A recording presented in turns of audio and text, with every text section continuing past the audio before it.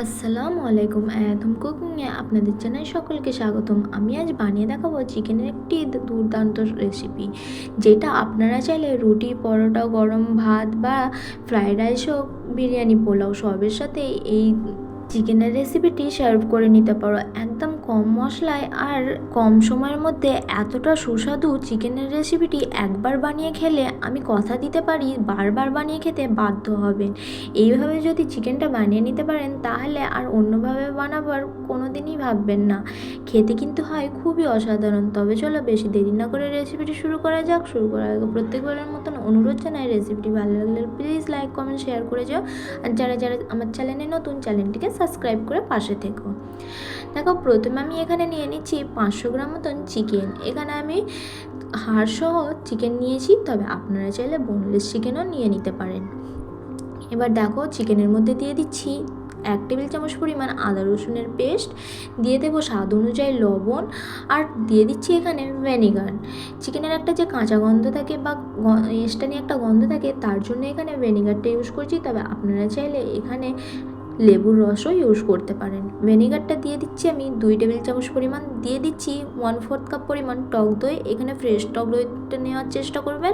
Fresh টক দইয়ের মধ্যে কি হয়, টকের পরিমাণটা কম থাকে, তাই ফ্রেশ টক দইটা নেওয়ার চেষ্টা করবেন। 1 টেবিল চামচ পরিমাণ গোলমরিচের গুঁড়ো দিয়ে দিচ্ছি। এখানে কালো গোলমরিচের গুঁড়ো নিয়েছি, তবে আপনারা চাইলে সাদা গোলমরিচের গুঁড়োও নিয়ে নিতে পারেন। এবার গোলমরিচের গুঁড়োটা আপনারা আপনাদের টেস্ট অনুযায়ী কমিয়ে বা বাড়িয়ে নিতে পারেন। যদি বাচ্চারা খেয়ে থাকে তাহলে অল্প করে একটু দিয়ে দিতে পারেন, পরিমাণটা কম করে। এবার দেখো, চিকেনটা একটু জুসি আর সফট হওয়ার জন্য দিয়ে দিচ্ছি আমি এখানে 2 টেবিল চামচ পরিমাণ সাদা তেল। এখানে আমি সাদা তেলটা ইউজ করছি, তবে আপনারা চাইলে এখানে সরিষার তেল বা ঘি বা বাটার ইউজ করতে পারেন। তাকে এবার খুব সুন্দরভাবে ম্যারিনেট করে নিতে হবে। ম্যারিনেট করে এটা সাইডে রেখে দেবো। অন্যদিকে একটি পেস্ট বানিয়ে নেব। তার জন্য এখানে আমি মিডিয়াম সাইজের 3টে পেঁয়াজ নিয়ে নিয়েছি। পেঁয়াজগুলোকে এইভাবে একটু ছাড়িয়ে নিয়েছি, আর দিয়ে দিচ্ছি ঝালের জন্য কয়েকটা কাঁচা লঙ্কা। এখানে কাঁচা লঙ্কার পরিমাণটা আপনারা আপনাদের টেস্ট অনুযায়ী কমিয়ে বা বাড়িয়ে নিতে পারেন, আবার চাইলে স্কিপও করতে পারেন। এবার দেখো, একটা মিহি পেস্ট করে নিতে হবে, পানি ছাড়া, কোনো রকম পানি ইউজ করা যাবে না। একটা মিহি পেস্ট করে নেব। অন্যদিকে একটি কড়া বসিয়ে নিয়েছি চুলার মধ্যে কড়াটা বসিয়ে আমি দিয়ে দিচ্ছি এতে তেল। এখানে আমি তেলটা 1/4 কাপ পরিমাণ নিয়েছি, তবে আপনারা চাইলে একটু কম বা বেশি করে নিয়ে নিতে পারেন। এবার তেলটা ভালোভাবে গরম হয়ে আসলে যে পেঁয়াজ আর কাঁচা লঙ্কার পেস্টটা বানিয়ে রেখেছিলাম, সেই পেস্টটা দিয়ে দেবো। এখানে পেঁয়াজের পেস্টটা দিয়ে এখানে খুব ভালোভাবে ফ্রাই করে নিতে হবে, যাতে পেঁয়াজের একটা কাঁচা গন্ধ চলে যায় আর পেঁয়াজটা হালকা কালার হয়ে আসে। এখানে খুব বেশি ফ্রাই করার দরকার নাই, পেঁয়াজের খুব একটা কালার আসার দরকার নাই। পেঁয়াজের জাস্ট কাঁচা গন্ধটা চলে যায় সেই পর্যন্ত এখানে ফ্রাই করতে হবে, পেঁয়াজের কালার আনার প্রয়োজন নয়। দেখো, এখানে পেঁয়াজটা খুব সুন্দরভাবে ফ্রাই হয়ে গেছে, আর পেঁয়াজের যে কাঁচা গন্ধটা ছিল সেটাও চলে গেছে, পেঁয়াজের মধ্যে যে পানি ছিল সেটাও কমে গেছে, আর হালকা হালকা তেল ছেড়ে এসেছে। এই পর্যায়ে আমি দিয়ে দিচ্ছি ম্যারিনেট করে রাখা চিকেনটা সবগুলো দিয়ে এবার ভালোভাবে কষিয়ে নিতে হবে। এখানে প্রয়োজন পড়লে এখানে অল্প একটু পানি দিতে হবে। এখানে পানি দিয়ে ভালোভাবে কষতে থাকবো, তবে খুব একটা বেশি পানি দেবেন না, যেহেতু এখানে চিকেনের মধ্যে থেকে পানি রিলিজ হবে। ওই পানি দিয়ে এখানে চিকেনটা কষানো হয়ে যাবে। একটু গ্যাসের ফ্লেমটা লোতে রেখে চিকেনটা কষালে দেখবে খুব সুন্দরভাবে কষানো হবে, পানিরও প্রয়োজন পড়বে না। এইভাবে কষাতে থাকবো যতক্ষণ পর্যন্ত না চিকেনের পানিটা বেরিয়ে আসে। দেখো, চিকেনের থেকে পানিটা খুব অনেকটাই বেরিয়ে এসেছে, আর খুব সুন্দরভাবে চিকেনটা অনেকটা সিদ্ধও হয়ে গেছে, বলতে পারো 20-25% মতন সিদ্ধ হয়ে গেছে। এই পর্যায়ে আমি দিয়ে দেবো এখানে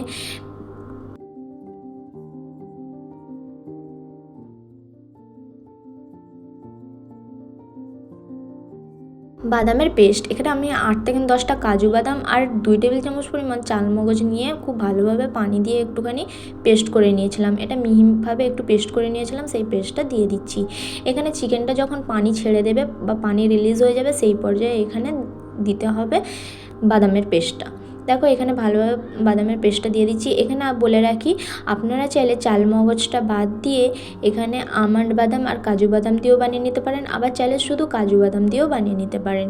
এবার দেখো, বাদামটা খুব ভালোভাবে মিক্স করে এটা অনবরত গ্যাসের ফ্লেমটা লোতে রেখে নাড়াচাড়া করতে হবে বা কষিয়ে নিতে হবে। এটা একদমই একা ফেলে রাখলে হবে না, বা নাড়ার বন্ধ করলে হবে না, যেহেতু এখানে বাদামের পেস্ট ইউজ করা হয়েছে তাই নিচে লেগে যাওয়ার সম্ভাবনা থাকবে আর কালারটাও অন্যরকম এসে যাবে, তাই এটা অনবরত নাড়তে হবে। যখন দেখবেন এইভাবে নাড়তে নাড়তে এর মধ্যে থেকে তেল ছেড়ে আসছে, সেই পর্যায়ে দিয়ে দেব কিছু মশলা। দেখো প্রথমে আমি দিয়ে দিচ্ছি এখানে 1 টেবিল চামচ পরিমাণ